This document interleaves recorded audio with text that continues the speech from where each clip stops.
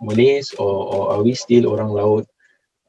Do we still see ourselves as Orang Kalang, Orang Gelam? Okay, in Singapore, these are the four main Orang Laut, suku Gelam, orang suku Selat, Seletar, and orang Kalang.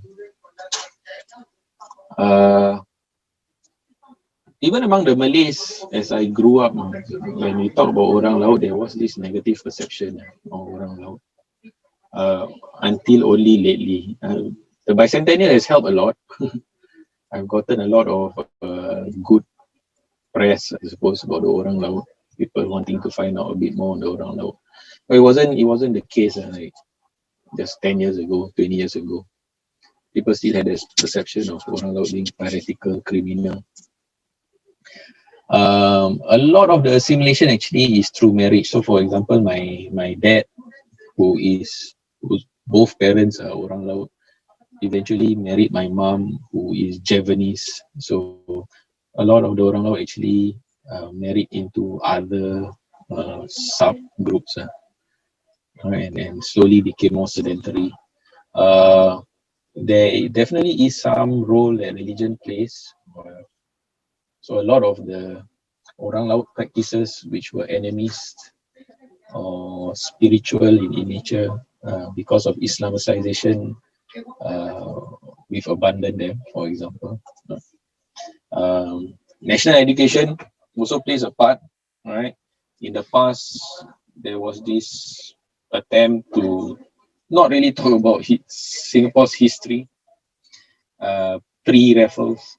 So a lot of my generation, they didn't really know. Well, a lot of people say that before Raffles, there are dinosaurs. Dinosaurs roamed Singapore, and there was nothing. Singapore was hippie fishing village. That kind of narrative. And of course, the HDB, the resettlement of the southern islands, of the Orang Laut settlements in Kalang, in Kampung Gelam, all plays a part in assimilating Orang Laut into Singapore society as a whole. So we don't see this anymore in Singapore, of course. Okay, so the nearest you can go, and I was actually intending to do this with some of my students, my second students. We still have the Orang Seletar who are in Johor, who have kind of migrated to Johor, because of course the Orang Laut kind of like pays allegiance to the Sultan of Johor, so they had moved over to Johor and still can speak to them. They have a lot of knowledge about Orang Laut practices, what the Orang Laut do, and they still carry out a lot of the cultural traditions of the Orang Laut. So this is Jeff. Jeff is the son of the Tok Batin, or the leader of the Orang Laut Seletar, over in Johor, Sungai Temon. A lot of stories. What's happening to them though is you see the development in the area. Unfortunately, the present king isn't as friendly to the Orang Laut as his father was. So